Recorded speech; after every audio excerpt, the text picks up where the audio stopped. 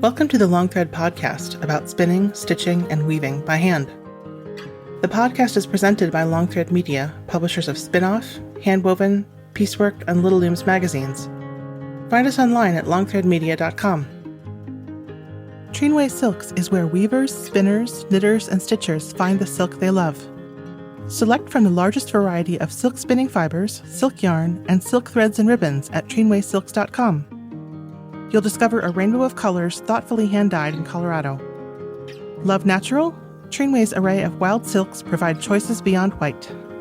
If you love silk, you'll love Trinway Silks, where superior quality and customer service are guaranteed. Knitpicks.com has been serving the knitting community for over 20 years and believes knitting is for everyone, which is why they work hard to make knitting accessible, affordable, and approachable. Knitpicks responsibly sources its fiber to create an extensive selection of affordable yarns like High Desert from Shaniko Wool Company. Are you looking for an ethical, eco-friendly yarn to try? Look no further than Knitpicks Eco Yarn line. Need needles? Knitpicks makes a selection for knitters right at their Vancouver, Washington headquarters. Knitpicks.com, a place for every knitter. I'm your host, Long Thread Media co-founder Anne Marrow. Charan Sacha's first handcraft passion was pottery, and he founded his business Creative in Clay. But learning to knit introduced him to a wide and ever-growing range of fiber crafts. So Charan, thank you so much for being with me. Oh, I'm glad to be here. Thank you for having me here. I know a lot of people who practice multiple different crafts, but it tends to be a lot of spinners who knit or knitters who weave. And your different craft combination is pretty unusual. Can you tell me a little bit about Creative with Clay and how that works with your fiber pursuits? Sure. For me, it started off with clay, and I like working with my hands in general. And I had not worked with any of the fiber crafts before that. Though my mom, she used to run a boutique in India and she used to design clothes for brides. I had seen a lot of Indian fabrics and beautiful embroideries done for weddings. But it was just a visual thing that I saw and never worked in it. And I came here to the US to do my master's in computer science. I studied, I did my software engineering job, but then I got into clay right away, and it gave me again an opportunity to work with my hands. And it's just seeing how you can transform something as boring as clay. It just looks very lifeless, as a block of something, and turning it into something else. It was slowly that I came across fiber knitting at first. And it was mostly because I was working a lot in clay and I didn't have anything to sit in front of the television and do because I couldn't take clay with me. And a friend of mine recommended that I should try knitting. So I took up knitting just as a hobby. And I'm like, okay, give me something to do while I'm watching television. And very quickly, it just kind of took off in the sense that I wanted to knit, then I wanted to weave, and so on and so forth. Then I fell into the regular rabbit holes like everyone else. But the clay hasn't left me, the fiber hasn't left me, and there's just more being added. Those are all very hands-on and celebrating a texture. And I think clay has such a different texture, both when you're working with it and when it's finished. How are those, do you think of those as being complementary or different? It must just be a different experience for your hands. Yes, it is.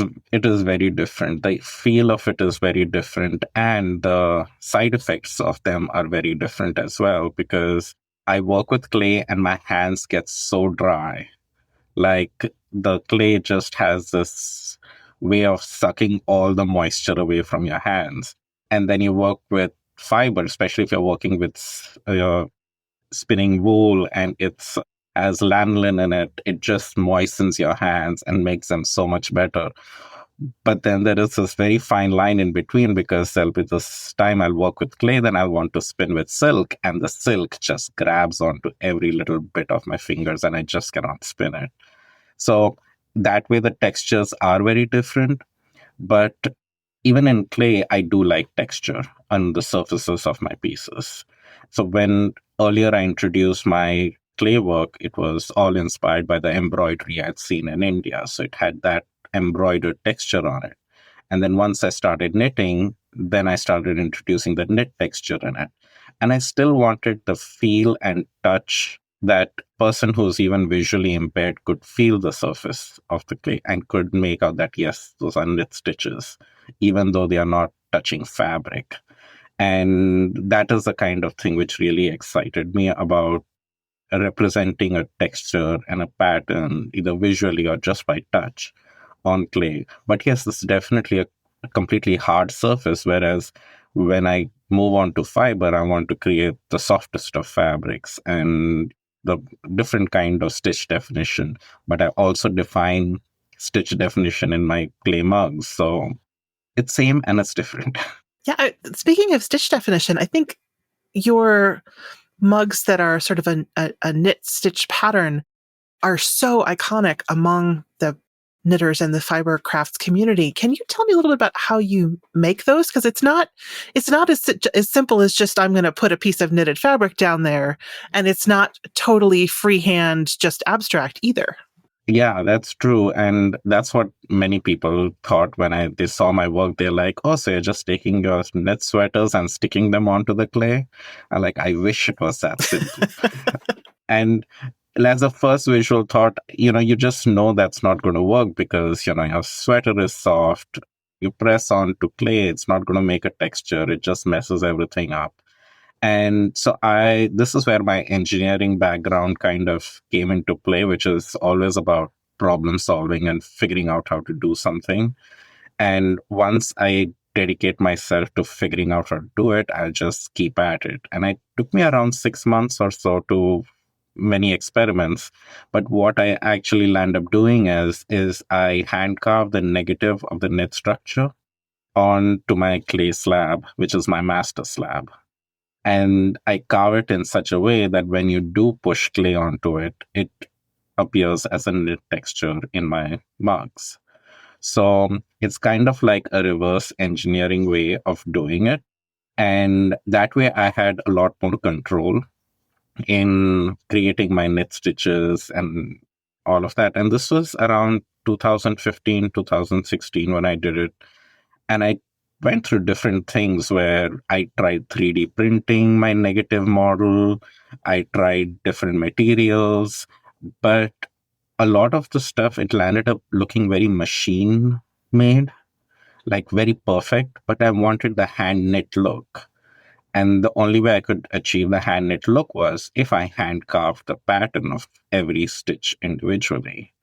Now I can reuse my master slab over and over again, so I can make multiple pieces, but making that first slab is what takes the longest amount of time. But that's the way I wanted hand knitters to look at the stitches and go like, oh, that one is a little wonky there. And it's just like how hand knitting looks. I think maybe a lot of our readers don't know very much about clay and how that works. Are you using a wheel or are you hand building? Can you tell me a little bit about your process? So I hand build most of my work. When I did start off with clay, I did throw on the wheel. But once I got further into it, I was like altering my pieces a lot after throwing them on the wheel. So I realized I'm more of a hand builder. So, and for many years now, I only hand build. And it all starts off with a slab of clay. And I treat the slab of clay very much like yardage of fabric. And I'll cut templates out of it.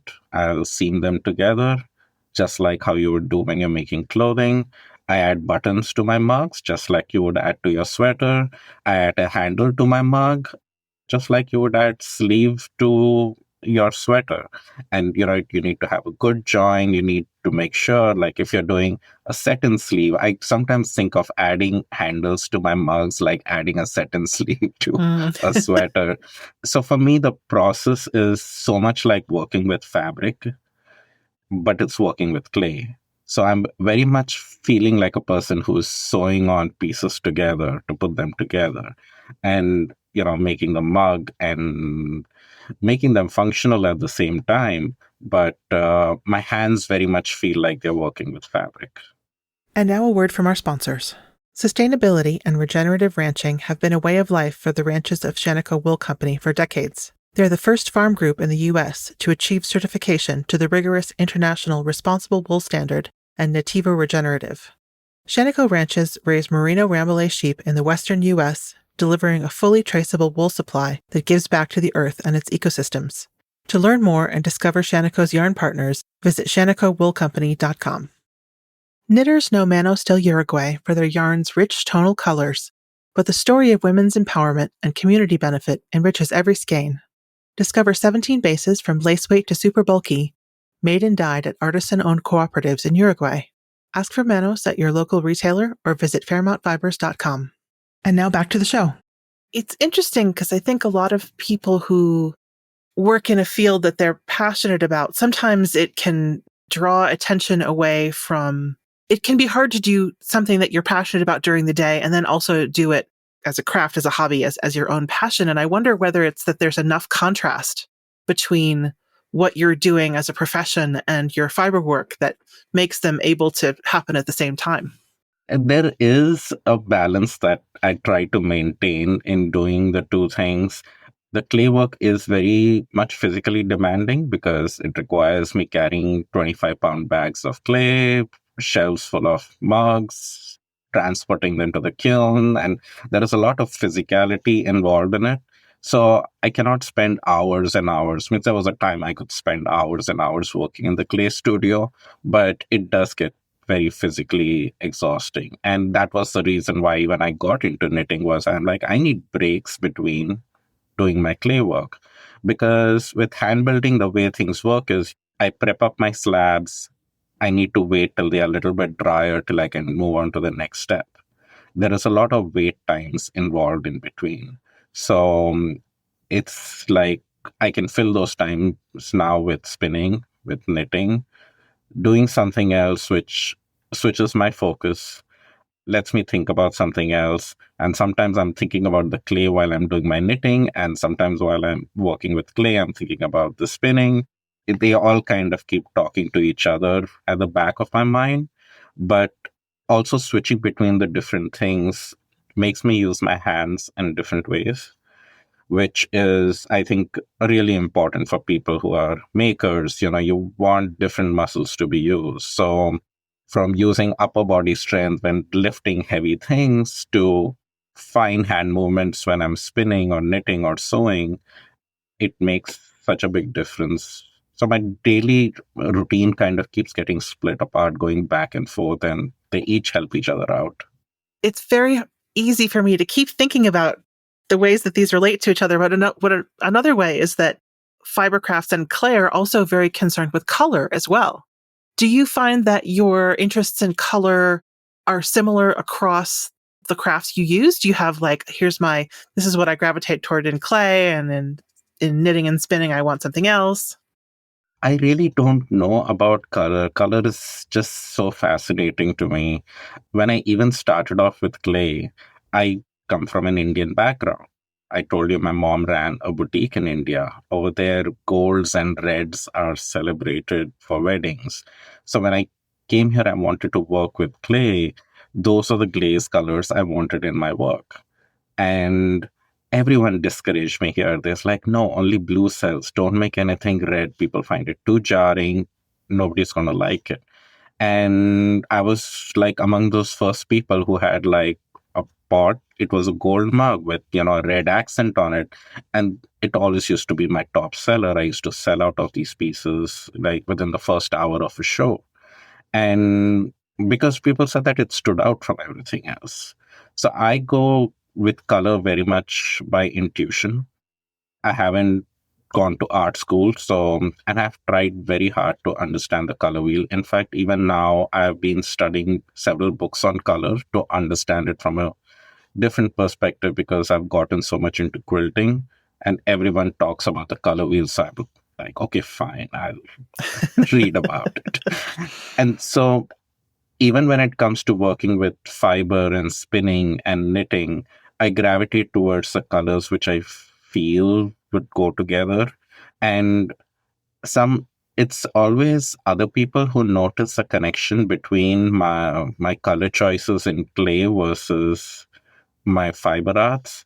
And even when I pick out things for fiber arts or clay, I go by intuition, and it's always usually later that I'll find the picture in my photograph, which was like a true representation of the colors I chose. But I never chose those colors based on like, oh, that's the picture I want to do. Things like this are just kind of always registering in my back of my mind. And the other day I started experimenting dyeing fabric. I'd never dyed fabric, cotton fabric before, and I dyed it in colors which I usually don't. It's very dull grays, browns, and the colors just matched perfectly to the skein of yarn that I had spun like only a week back. And I had not even thought about it. I just pulled it out. It was just kept on the table, and I put these fabrics on there. I'm like, that's like the perfect match. Like, I couldn't have tried to get a perfect match if I tried that hard, but it just happens sometimes. Like, you should just go with the flow. It's what I have come to believe right now. You mentioned spinning, and your spinning tends to be highly textured, or at least that's really what you're teaching. Can you tell me how you kind of got a specialty there? Well, so the thing with clay is I really like texture. So when I even got into spinning, it was watching one of JC Boggs' class on spinning art yarns, and I was like, oh, I want to learn to do that because I saw almost making those thick textured art yarns as very much like working with clay. It's almost like thinking of fiber as a piece of clay where you could mold it and sculpt it into these baubles and beehives and spirals. And that is what really attracted me to it. So then I started putting a lot of effort into learning how to spin traditionally and then slowly moving up to my art yarns. And then in 2020, I took up artist in residency with Maja Craft and the Tiny Fiber Studio with Susie Brown. And they were seeing me struggle on my wheel at that time, trying to make these art yarns. I was doing Facebook Lives. So they said, we'll send you an aura wheel where you can try all these different yarns that you're really wanting to make, but your wheel is limiting you in some way or the other. So I'm like, okay. And then for a whole year, I was given challenges. I really tried to develop different yarns, and almost everything has been done before. I never invented anything new, but then there was always something fun to add with respect to color, texture, the materials I used, or the stories these kind of yarns started telling.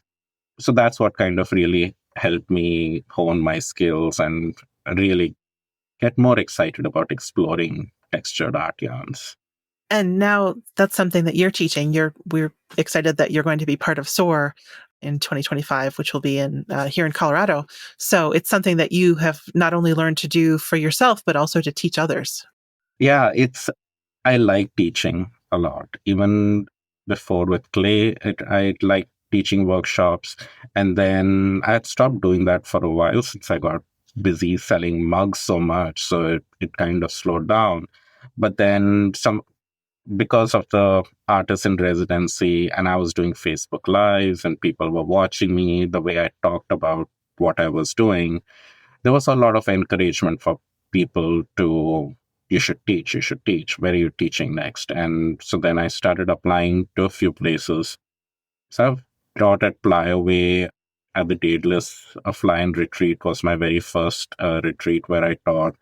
And then Maryland Sheep and Wool and several places. This year has been very busy with teaching. And this year in March, I was even invited to Australia and New Zealand to teach at the Maja Craft Camp.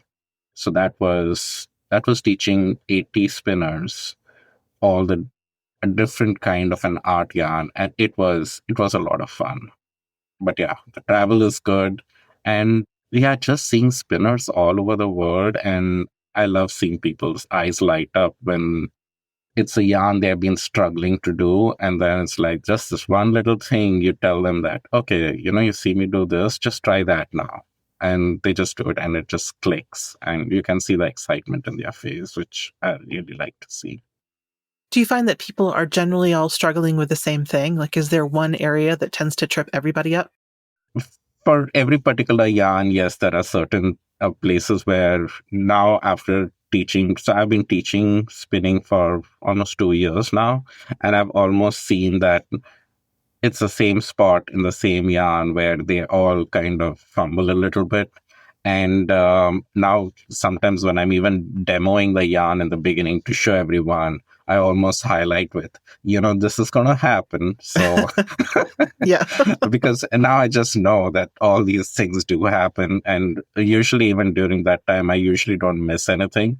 But almost with every group of class, there'll always be somebody who will struggle with something completely different. And at times it has been someone just didn't switch their wheel to spinning in the opposite direction while plying. And it Yes. throws me off for a minute. And I'm going like, I have no idea why you cannot do it. And I'll sit on the wheel and I'll realize that they've been plying in the opposite direction. So yeah, there's always surprises, which are always fun to figure out as to why things are not working out. So you really pursued spinning in order to learn to spin textured yarns. Did you find that you got any sort of detours? Did you suddenly become passionate about spinning cables or something more traditional, or did you have any interesting explorations on that path? One of the explorations I had, like my favorite art yarn to spin at first sight when I saw it was beehives, and the texture of them, the volume I could create with them, the way I could sculpt them, and everything was very fascinating to me. And I kept trying to refine them, to make them balanced looking, to make the start of a beehive look the same as the end, to make every ridge very visible, not make it look all soft and clumsy because that's how my earlier ones were, but slowly refining them. And over time, I realized, well, I really need to spin very good thick and thin singles in order to be able to make beehives. But then in that, all the things I had to refine. And what I realized throughout the process was, because I keep spinning traditional yarns as well, and I do spin a lot more traditional yarns than I do art yarns, but the consistency of my traditional yarns got so much better because when spinning these thick and thin singles, I'm paying so much attention to the twist, how much fiber I'm grabbing, because I need to keep changing how much fiber I grab, how I let the twist into the fiber or don't let twist into the fiber. Just visually knowing what's happening with every slub I'm making in a thick and thin single made me realize that, okay, now I know how to make a consistent thin yarn or a consistent thick yarn, which is something which many people struggle with. Like spinning a consistent thick yarn is something I always get this thing in class where they're like, oh, we cannot spin consistent. I spin very fine. And I say, if you want to learn how to spin consistently thick yarn, learn how to spin thick and thin yarns. Yeah. And that will improve your thick yarns. So that is something which I've realized, which I didn't expect. I thought, okay, I did the traditional yarns. Now I thought they were two separate beings, but they feed off each other quite a bit. And the other thing you talked about, like different yarn constructions, what I like to do is look at traditional yarn structures and I spin them in the traditional way, like a cable structure or a boucle. And then I'll like to switch up by changing one of the plies into a thick and thin or a coarse span yarn or something with with an art bat with different textures in it, and then see how will a cable yarn with one of those plies work. And so I experiment that way quite a bit because it always comes up with surprising results. You mentioned that you've been doing a lot of quilting lately. Can you tell me about how that works for you? It's kind of like you're piecing from your clay and it's got the colorful different elements from your other work. What made you interested in that? The journey with quilting started essentially during the pandemic with the start of like needing masks. So I had a sewing machine at home. I'd never used it for sewing anything really. So I figured out how to make masks. And then I was like, I should learn how to, maybe sew a shirt or something. And then I just felt it was too much of a dedication to, buy fabric and pattern and do that. So I said, well, I really need to know how to use a sewing machine. So I thought quilting was an easy way of like, I'll just take scraps of fabric and put them together. So that's what it kind of started off with. And then the more I studied about it, I realized I do like to work improvisationally. Yes, I think that's the way to say it. But improv quilts is what is the way I like to work. There is no pattern. The very first or the second quilt I made was by following a pattern, and halfway through it, I got so bored. I was like, I don't know how people can do this, like cut all the strips to the same size and then join this piece to that piece. And this is the way it's going to turn out. There are no surprises in it. So for me, it's all about cutting freehand, cutting without a ruler, and really playing with color. Now, playing with colors in a quilt was very different for me when it came to playing with colors in clay, because in clay, it's about chemistry. Things change so much in the firing. Even though you might want certain colors together, you just cannot get them in one piece because of chemistry happening. And with spinning, what happens is a lot can change with the yarn structure, how fine you spin, the kind of materials you use, the kind of ply structure you choose. Like you can make muddy yarns and you can make bright yarns. It depends on what you want. So you can change things, which is good. But in quilting, it was almost like even if I take a tiny little dot of orange and put them in a real big background, it is still going to stay like a dot of orange in its place. It's Mhm. not going anywhere. So there was this almost like working in a composition with color in a very different way where everything just stayed where it was, where I wanted it to stay. And this is why my exploration with color has kind of now gotten more and more involved, because I'm realizing like the same color with different backgrounds looks different. And apparently all of this was taught in art school, which I didn't know. I just I just kind of started realizing it in the quilts I was making. And the other thing which really fascinated me about quilts was it was the first time I could go big with my medium, because clay is so heavy, I could never do that. Knitting takes forever to go big. And means I've done some woven pieces and things like that, but with quilts it was, I can get something as big as a king size bedspread, a quilt that size, and really work on scale, composition. So that's what's kind of excited me about quilting. And it still continues to excite me. Like I just feel it's all endless. It's like I can just keep playing with color and fabric and in many different ways that I cannot do it with the other medium. You mentioned that you didn't go to art school.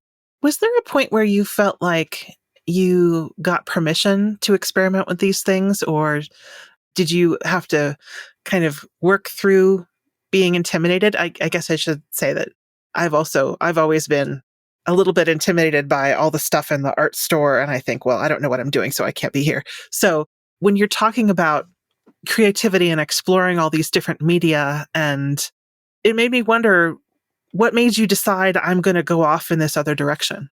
I don't know if I can pinpoint to what makes me decide. It's just because I want to.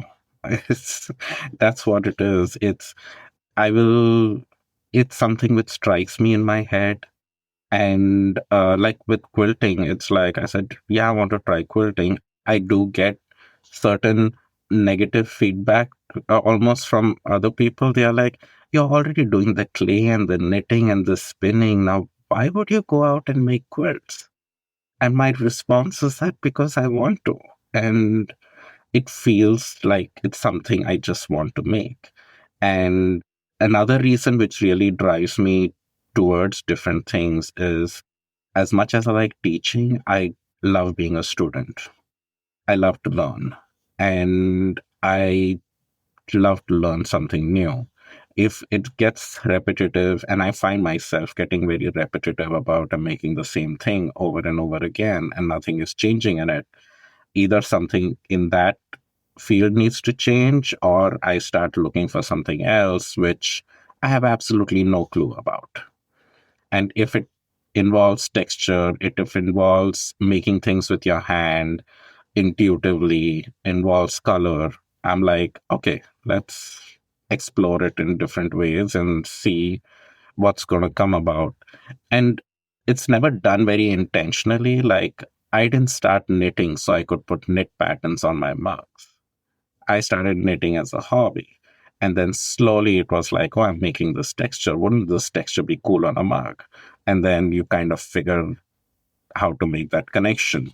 The next hobby is not picked up, or next craft is not picked up with this thought that, oh, everyone needs to like live together. It's just a craving that comes in me that I need to learn something new. I'm bored with what I'm doing and I just want to explore something else. It's interesting that you mention repetition because that if as somebody with a business, you have a look and a signature, like a brand, and people know and love these knitted mugs or the lace mugs and things like that. So there's a certain amount of repetition that you have to do there. Yeah, and which has always kind of bit me in the back too, because people have posted on my Instagram feed and or going like, are you still making mugs? Because they'll see so many posts about quilting and so many about spinning that I'm traveling and teaching, and they're like, are you still making mugs? And when they go to my website as well, they see all the mugs there, but then they see my social media and they go like, well, who's this person who's like not talking about anything regarding clay? And you go to his website and there are mugs for sale. Like, because people explore, they're like, oh, he's making cool quilts. Let me go check out his website. And they see mugs there and they get confused. So they wonder if it's the same person. So I have to keep making the connection. But it's this is the way I work. I've kind of finally come to the conclusion that it's just the way mind works, the way I like to work. Sometimes things form a connection, sometimes they don't. What I portray on social media and everything is the things that I make. An artist's life and what they make is not just restricted to one medium. And like, if fabric is inspiring me to make the mugs, I can't just keep talking about fabric. I do so many other things in my life. And I just say, like, if this is exciting to me, this is what I'm doing, this is what is visually amazing to me, I want to share it with everyone else. So I just share whatever I'm doing. So people can make their own conclusions as to what I'm up to. But yeah, it's just the way I work.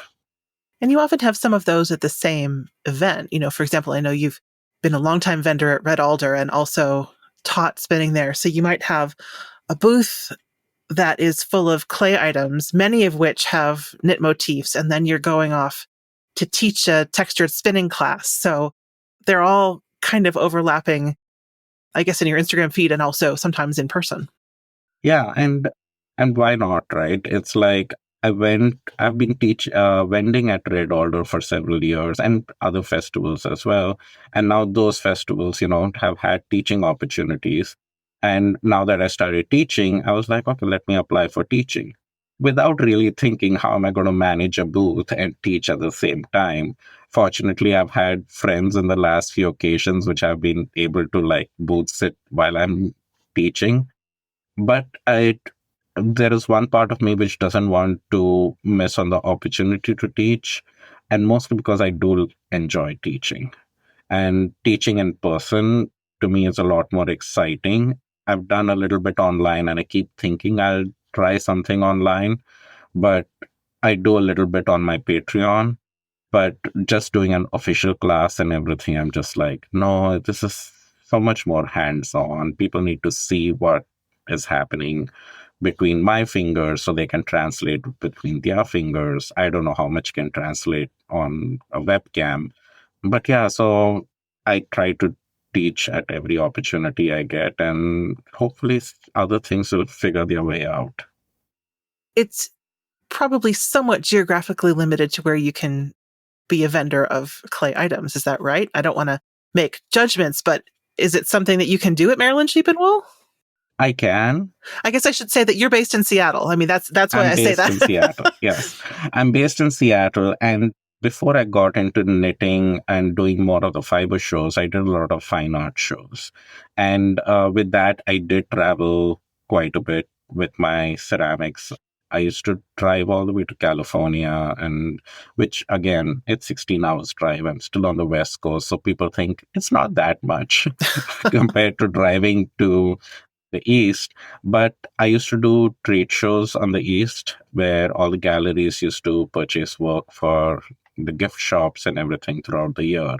So with those, it was still different because I just had to ship samples. So I didn't, and I used to just fly there, set up my booth there, and take orders for the rest of the year. So I've done that. And I have traveled for some shows, like for these retreats where I've been teaching. Some of them I was able to vend over there as well. They said, "Oh, you can bring your mugs." So I would ship my boxes of mugs and I would teach. So sometimes they didn't even have like a vendor area. They would just set up a room and a table with my mugs there, and I was able to sell my work there. Where mostly I was just there to teach, but they're like, people are going to ask for your mugs when you're here. So can you ship a box or two of them? So I've managed to do it to some extent. Doing a big show like Maryland or Rhinebeck and everything would be nice, but it's just the amount I would need to ship. I always question whether I want to go through that process. And yeah, maybe sometime I'll need help for sure. I don't want to do it by myself. Yeah. Maggie Casey and Stephanie Flynn were talking about how much more difficult it is to be a spinning instructor than a knitting instructor at something like Maryland, but that's all still wood and fluff. Yes. Yes, it's still wood and fluff. And now with spinning, especially the way I'm teaching, I'm using the daedalus electric wheels for teaching. It's so compact, it folds flat. I don't even need to check in a bag. I can just take it in my carry-on. So things have gotten a lot better for spinners to teach as well. So that's really nice. And yeah, but I have taught some clay workshops too. It's a good thing they provide the clay, but then I cannot carry any tools with me in my carry-on because everything is sharp and and even tools need to be shipped. And most of my clay tools are stuff that I've made myself or they are purchased from one store I found while I was traveling, and it's my favorite tool. And Oh, shipping it just makes me nervous every time. But done it so far, nothing has gotten lost. So, but it is something to consider. when I think of your clay work, your mugs, but and dishes and things like that, the first thing I think of are your knitted mugs, and then I also think of. Do you have some that are crochet motifs as well that are I lace and did make yeah? lace mugs. I have done some with lace. There was a year I did crochet dishes, which had like a flower motif on it. So every year I do challenge myself to do a new texture or basically any other fiber craft I've gotten into, which is influencing my work. So yeah, I've tried different textures. I've done garter stitch, argyle mug, yeah, mugs with stitches on it when I was doing big stitch quilting in my work. So yeah, a lot of experimentation there with something new. But I feel like I've also kind of pigeonholed you in a way because I'm only asking you about your textile inspired clay, and you did a whole range of other things before that. Yes. But again, I think everything was still very textile related because even if it was the embroidery work that I did on my work, which was all the slip decoration work, it was actually to mimic the embroidery on Indian fabrics, the henna patterns and the embroidery you would see in the saris and the skirts in weddings in India. That's what I like to emulate in my work. But then even the functional works that I made then, like butter dishes, they almost look like slippers. And people, when they look at some of the images, they're like, they look like handbags or slippers. They're like, what is it about it that makes it look that way? And it's the whole fabric inspiration which somehow makes its way into the work. And plus, like I mentioned earlier, I do like to hand build. So there is that certain property of hand building that comes into my work. In addition to that, I've done a lot of sculptural work as well. I used to do a series of dancing divas, which are these beautiful Indian people, could be men, women, anything, but they are wearing these elaborate Indian dresses. But everything was made in clay. Their entire clothes, their embroidery designs on their clothing, and everything, it was all clay.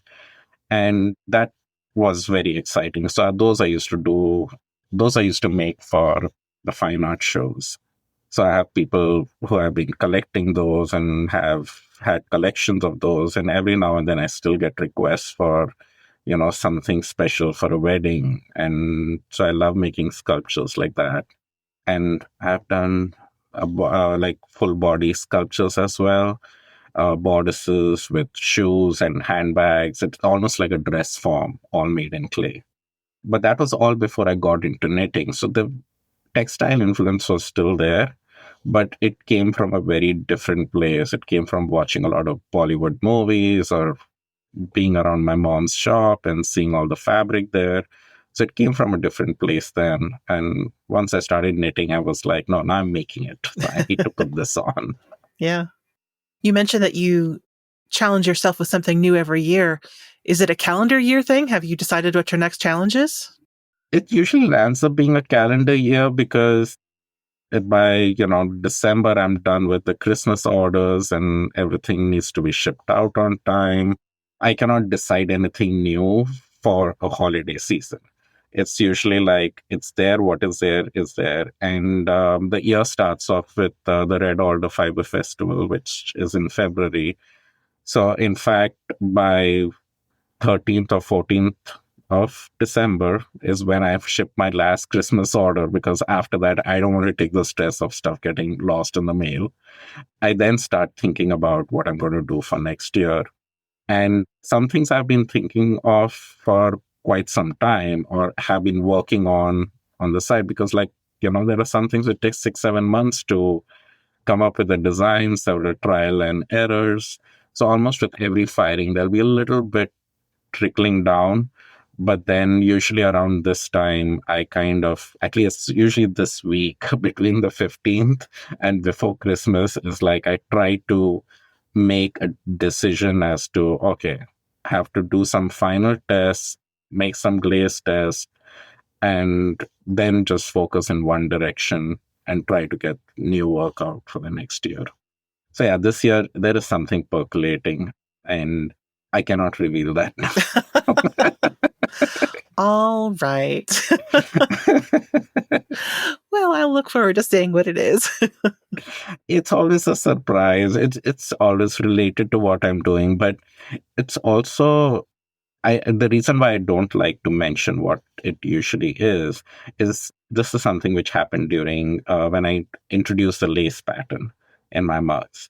I was very fixated on introducing a weaving pattern at that year.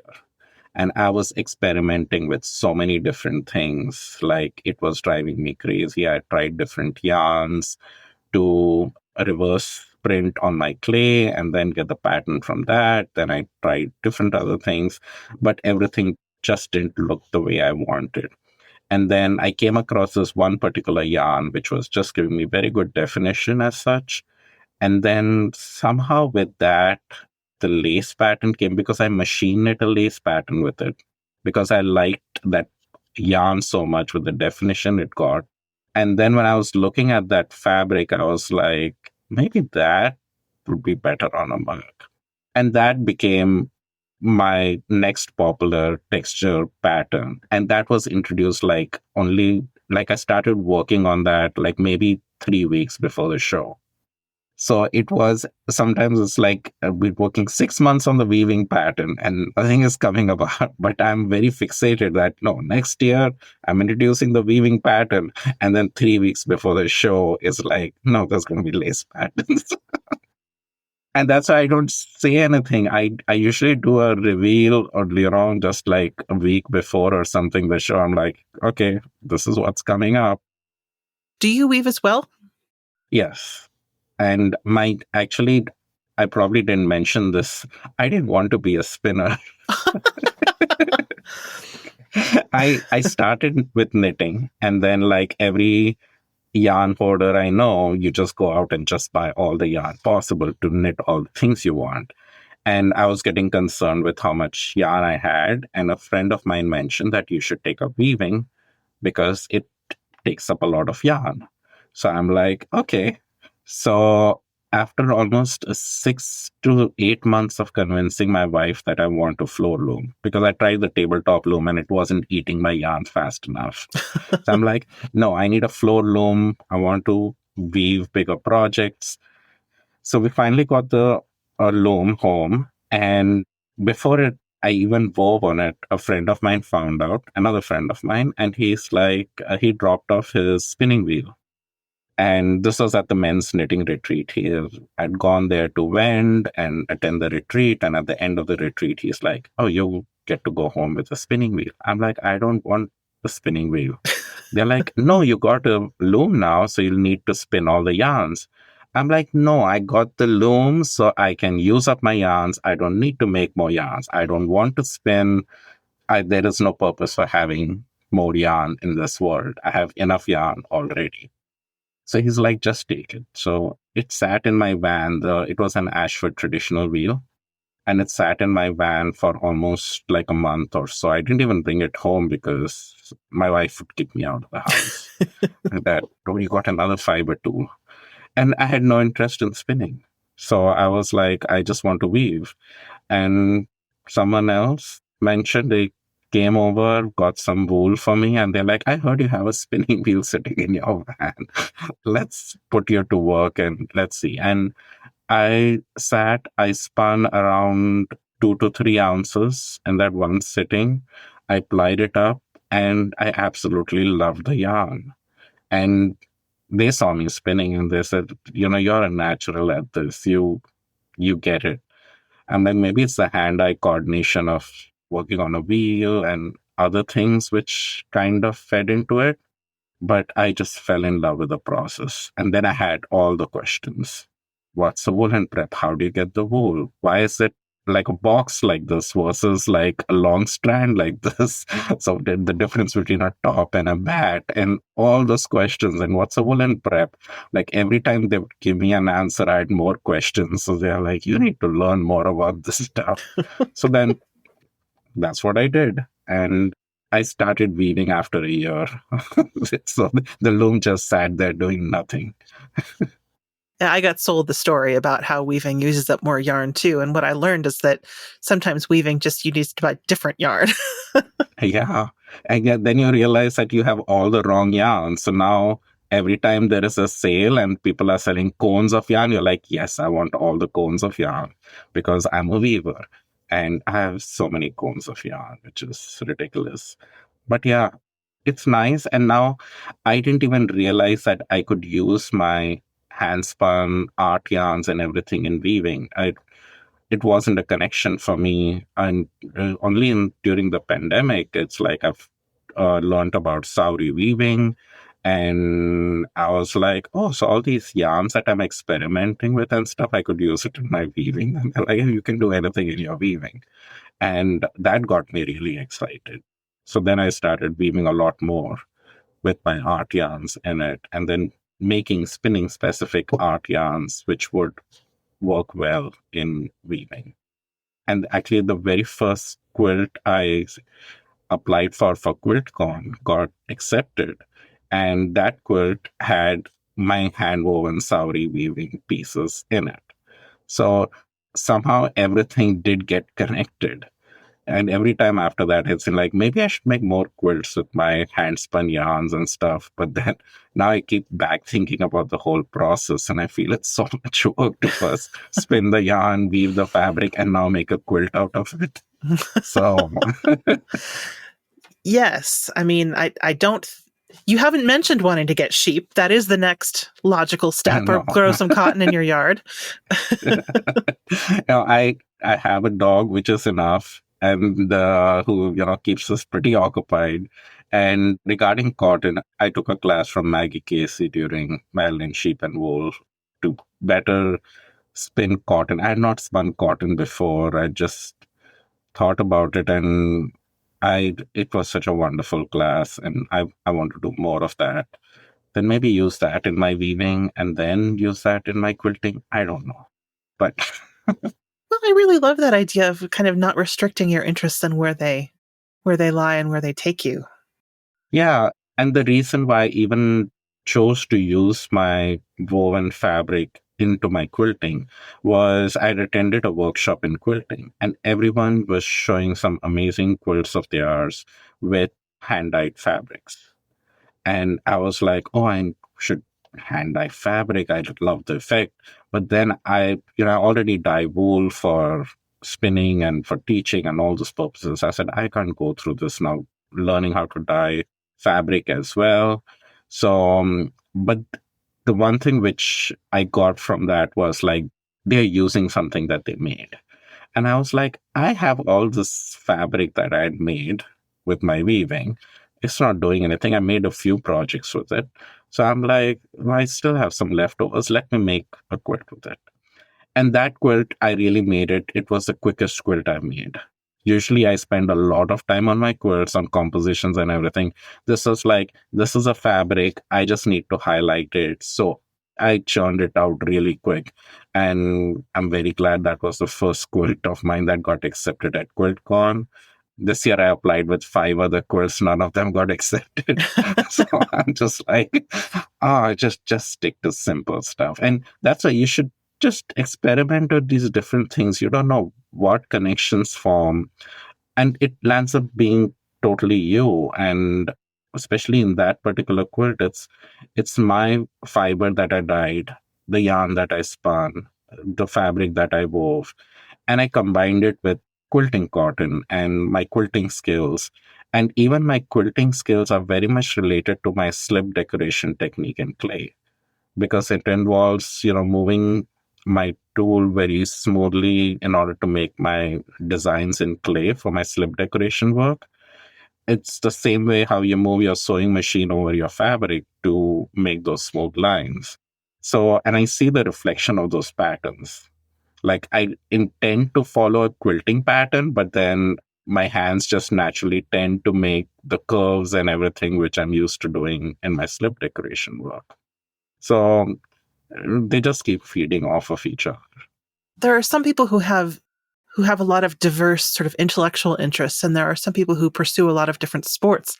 I love the way that you have those things together in having a lot of diverse interests in your hands and having a lot of intelligence in your hands. That's a unique way of putting it, but yeah, thank you. I'll, I'll take that as a good thing. I can land up into rabbit holes sometimes because I get so obsessed with figuring out something. I read a lot of books on any craft which I kind of want to understand better, and then land up doing big deep dives. And when I read books, I read from the first page to the very last page. I want to read everything about it, with as I have to give an exam the next day. So it's just the way my mind works, and what gets me excited, learning something new which I have not done before, and I just want to do more of. And I have no clue what I'm going to do next. Except the thing you're not telling me about. Yeah, well, that is going to happen, but it's like after the big thing, like the quilting is happening right now. What's the other fiber arts? Like if somebody told me, are you going to get into embroidery, and I'm like, right now I'm like, no, there's no way I'm going to get into embroidery. But I did take a class in embroidery just last week, and it was like, it's very slow for me, but again, I like the texture of it. So I'm like, maybe it is something I want to take up. Like I did embroidery in my clay work, like representing embroidery. So but I like the slow movement of, like I do machine piecing a lot, but this whole complete slowdown of doing embroidery on a piece of fabric, I'm like, this is really slowing me down. I don't know if I like it, but I will totally open myself up to learn something. And then who knows, maybe I'll use my own hand-spun yarn for doing the embroidery and it'll be a different thing then. So just keep learning. So Charan, I'm really excited to see what you do next. And this year, we're also, as I said, going to welcome you to SOAR. So we'll get to see your hand spinning up close. I'm really excited to being there and meeting new students and learning new things from them and teaching them some new art yarns which they haven't done before and honing their skills. So looking forward to being there and meeting you in person as well. Yeah, terrific. Thanks so much. Thanks to our sponsors for supporting the podcast. Thank you for listening to the Long Thread Podcast. If you've enjoyed this episode, please rate the show and leave us a comment on Apple Podcasts or your favorite podcast platform. Thanks again.